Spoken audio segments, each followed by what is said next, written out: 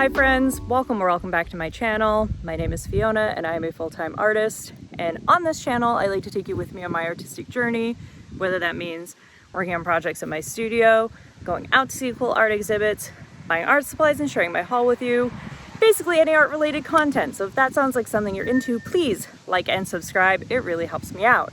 So as you can see, I am clearly not in my studio. So where am I? I am currently in Nova Scotia visiting my dear friend Maria, and her friend Julie, and my friend too, is a very amazing artist, and she has kindly agreed to let us check out her studio. So I thought we'd do a little studio tour. She's gonna tell you about her work, show you around, and yeah, it should just be fun. So let's get into it. So when you come in to the studio, it is her husband's workspace down here. He works on cars, as you can see. And then her studio is right up here. So let's go up and talk to Julie. You can also see some of Maria's work here.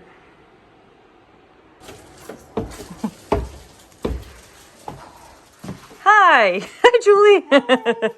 Thank you so much for letting us come check out your studio. You're welcome. It's so good to have you here again because it's been Several years. Yes. Pre-pandemic years. And I see you're working on something here. Yeah, I'm putting together frames I'm doing a little tiny show, one wall show at Lucky Rabbit and Company in Annapolis Royal for the month. So I'm putting together the frames so I can go and hang them tomorrow. Perfect. Well, we won't take too much of your time then. No way. So yeah. Tell us a little bit about your technique, actually. So I'm a printmaker who uses textiles to print. So what I will generally do is I'll knit something.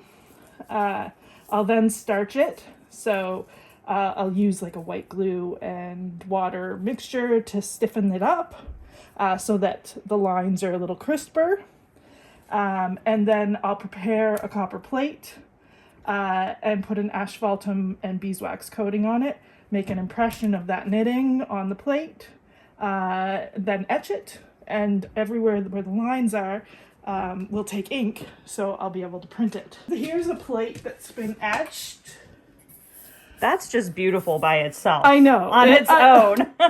And that's why I really love it. Some things I print directly on paper. So these little guys, I just ink them up and I print them. So those framed ones are all just printed directly. But I really love the copper and sort of the edge that this plate leaves in the paper. Yeah. There's something about it that's really appealing. Initially, the idea was to do little things like this. Right. But I have apparently no self-control. So things just kept getting bigger. Wow. And bigger. Oh my goodness, that's beautiful. So this is actually one that didn't work out. It didn't work out, but it's gorgeous. Yeah, I think this probably is okay, but it's on a piece of paper that's too small. And what kind of paper is this? Arches or? This is the BFK. BFK reeds. Yeah. Very reeds. nice. But the problem that happens with pieces this large is that with the irregular size and shape of the shawl and the size of the paper, what happens is the paper starts to crease as I get to the last third.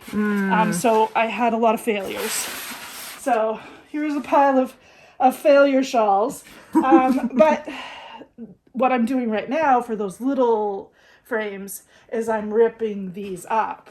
Okay, and you're using components that you like from Yeah, it. and so they're my remnants. So this particular little one wall show is called Remnants. Oh. I'll just rip these into 10-inch by 10-inch pieces, and I'll have some little prints instead of gigantic ones.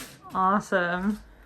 Yeah, and so these are a couple of the bigger shawls that I've done in the past couple of years. So this yarn is a little thicker. The pattern is fairly simple and repeatable.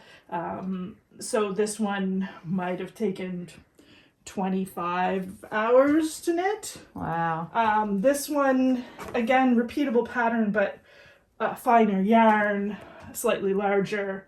So maybe it took 50 hours to knit.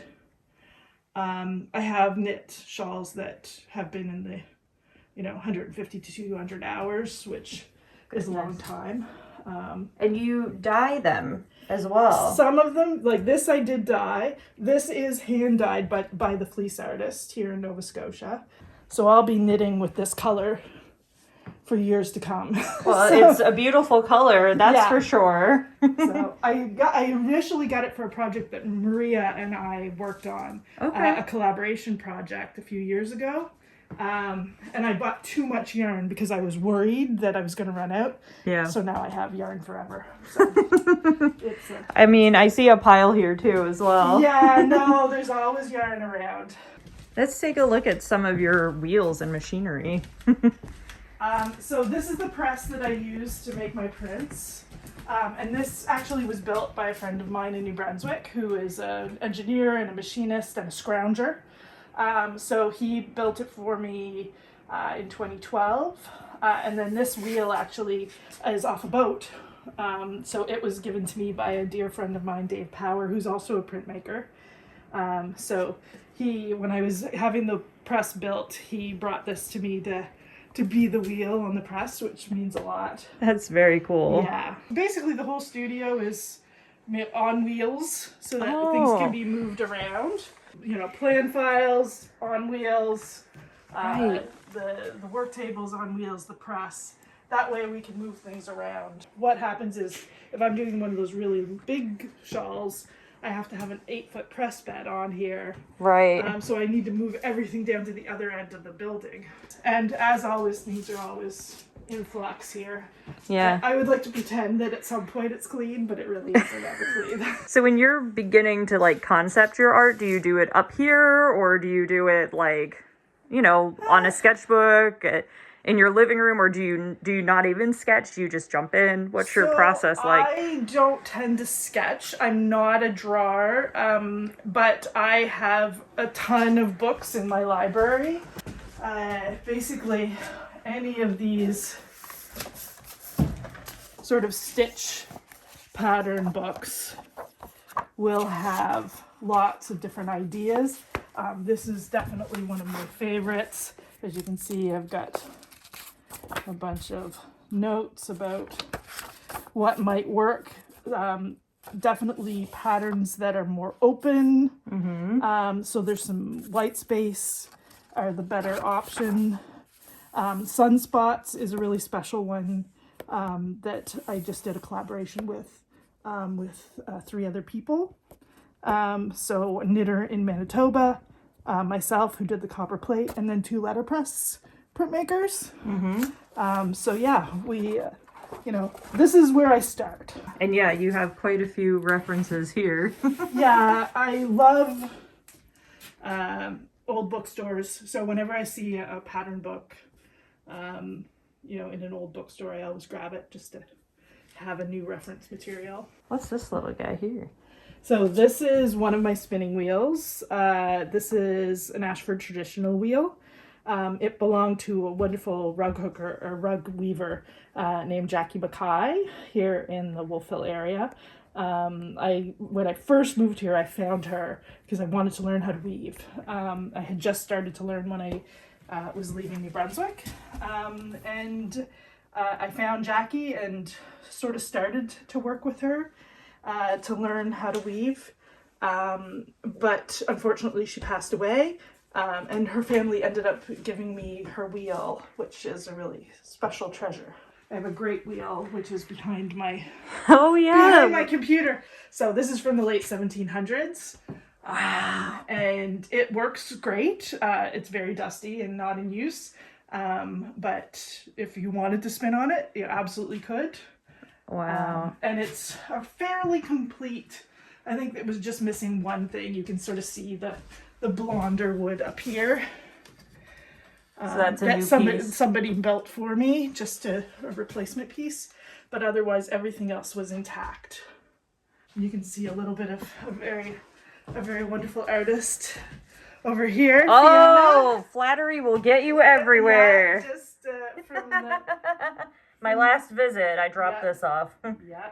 I also see some of Maria's work here too. Yeah, so Maria, you'll see when you come up the stairs, there's some of her larger test prints, and then that's another one from another time she was here working in my studio. I love having other artists come and visit and use the space. So Maria has done quite a bit because I've got a really large open space downstairs. Diane Takanaka, who's another printmaker in the area, has come and printed here as well. So that's actually a print of local heroes. She did a series. And that's, that pineapple actually is Tina Arsenault of Arquoise Press. Up along the walls, you'll see all kinds of posters and things. A lot of those would have come from the Gasborough Press Ways Gooses in the fall. Other events that I've been to around, posters from different exhibitions. And more books. More books. So I tried a couple years ago to separate things out. So back there you saw that it was mostly knitting. Here's my printmaking books. Oh, okay. So trying to keep things sort of separated a little bit. You can see I have a wonderful collection of yellow pages. I was going to ask, what's up with the yellow pages? So for printmakers, when you're wiping down your plate after you've inked it, the paper from the phone book is really a fairly traditional thing that people have used. So people know now that, you know, bring your phone books to Julie. So I'm a little bit of a phone book hoarder at this point, just in case. That's amazing. Because they, as you can see, they're getting thinner and thinner, and yeah. You still got quite a few prints to go through though before you finish so. that. I think so, especially since I'm not a huge producer. I'm not prolific, so I've got plenty of phone books. But I will never say no to another phone book. So this actually, my husband built this custom table for me to put the flat files in, again, so that we can have it movable. Because I was running out of drawer space, but we couldn't take up any more space that wasn't possible to move it around. Yeah. So this worked out really well. So you basically built a box on wheels that you could fit this stuff into. Yeah, That's and great. one thing I asked him for was to have, because I knew with this space where there's a difference in the sizes, I knew there was going to be space here. Yeah. But there's also space here. So for rolls of paper and prints that have already been done, and for storage. So it allows me to have things like the tack paper that I put on the back of copper plates, right, to protect them. Just rolls of that, and so a little bit of everything. So I've got all kinds of. I did, like I was saying earlier, I did a little Flat File Friday series where I would open up the flat files and I would just sort of pull out whatever was on top to show people. And this is actually a little print exchange that I did last year. And this is the print. This is the good version of the print. Oh, there it is. So all of them had to be on a certain size paper. So I sent off my little print, the little parachute. And I got a really lovely little box of prints back from people from all over the world. Yeah, let us know in the comments if you guys have ever done a print exchange or if this is a new idea to you, but it's something I was introduced to by Maria. Since artists will make editions of things, they're able to share it and do an exchange with other printmakers. So I keep quite a few test prints just to look back on, experimenting. This was actually from the class I did with Maria a few years ago, and she made me draw, which was painful. As a knitter as a person who uses knitting to make my imagery, being forced to draw was like terrifying. So this is again Sunspots, the one that I talked about in the book. Oh, it's such a cool pattern. This was my interpretation of it when I drew it. So this is some of my stuff. So this is, again, that sunspots. This was one of the, this was the letterpress interpretations. So Tina Arsenault did metal ornaments, and Katie Prescott did the interpretation of the pattern in text. Oh, very cool. I did the print, and then... And I can see the impression here that you were talking about on yours that the metal makes. Yeah, you can see that lip of the edge of it there. Very nice. And then there's the knitting done by Ellen Polly, who's in Saskatchewan now, but she was in Manitoba at the time. So you have a nice little set there. Yeah. So and once again, collaborative. I'm definitely a fan of the collaborative work. There's the actual piece of knitting that was used to etch the plate. So this is another one that would have been printed directly from the knitting. Not this piece of knitting, but one just like it. So it almost has an illustrative quality when you see it this way. Yeah, oh, absolutely, and that's what I really like about it. So these are some of I quite often for the bigger ones, I'll do triptychs. Okay. So you'll see the 3 pieces. And do you hang them together in one frame? I hang those actually in 3 frames. People love a triptych. Yeah. And also it makes it way easier to handle and transport. For sure. And the smaller pieces of paper are easier to work with. Well, so I'll add a little photo here, guys, so you can see what it looks like hung. I've hung the actual piece of knitting on the top and the shawl print on the bottom. So you can see. So they're together. I love that. So I did one that sold to the Art Bank of Nova Scotia last year. And then just literally the day that I dropped it off, I got an email from somebody saying they wanted to buy it. And I was like, I'm sorry, it's gone. Yeah. So she actually commissioned me to do another one, not exactly like it, but sort of the same shape. Fabulous. So that actually should be right now arriving in Whitehorse, Yukon. As we speak. As we speak. It was Yes. shipped on the 15th and it was supposed to arrive yesterday, but I haven't heard anything. So I think today is the day that it's arriving there. Well, so congratulations. yeah, so that was... But commissions are terrifying. Sometimes it is when you're working like from your heart on something and then somebody's like, oh, I want that same one. And no 2 pieces are exactly the same. Exactly. Especially with your process as well. Each print is different. Yeah. So yes, that was... I had never done a commission before. So that was actually a really scary process to go through. Yeah. I'm glad I did it. Yeah. The price will be double the next time. Yeah. So yeah. Commissions are a lot of work. Yeah. So yeah, the little ones, like I said, are sort of where I thought I would be, was making little things so that I could experiment with the pattern and texture. So I do have a lot of these like little 4-inch or 6-inch squares, or in the case of something like this, little tiny little pieces. And I love to pull those together. They're quite satisfying because they happen quite quickly. Do you do it on this little guy? I haven't done anything on that one. This is 3D printed little press that I got. There's the Open Press project online. They have the plans available, and you can print them at local university, or there's shops around. Cool. Where you can do things like that. I'll link that below for you guys to check out. And then I'll do, that's more of the little prints. So those are actually little quadriptychs. So I've actually printed them so you can see there's 1/4 of it. That came about because of another print exchange that was supposed to be on this 2-inch by 2-inch piece of paper. I, for the life of me, could not do it. I tried so hard, but I couldn't get the detail I wanted in something that small. Right.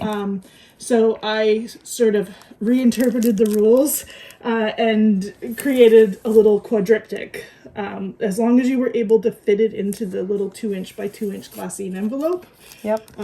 You were within the bounds of the rules. So that's what I did. And so I did a whole series where they're little quadriptychs. People can reach out to you via absolutely. DM if you see anything you like, or reach out to me and I can put you guys in contact, because Absolutely. she has so much lovely work here that would be great to add to your collection at home, for sure. And, you know, things like this where I've done reproductions of cards. Right. So those are actually digital images of the prints that are then printed in an electronic manner. So I mean, fellow artists, just seeing the variety that she can make from large scale to small scale, also just looking at how well everything is packaged and ready to go. Just lots of food for thought for you guys if you're a fellow artist, something to think about. And also just looking at how she frames her work, which is what you were originally doing when we came in and interrupted you. So I think we'll end it there, but thank you so much for having us. Thank you for coming. I'm so glad. A few years in between, but here we are. Yes. And as I said, guys, if you have any questions for Julie, please leave it below. And yeah, I'll see you guys in the next one. Till then, stay well, stay inspired. I'm very inspired right now. Bye.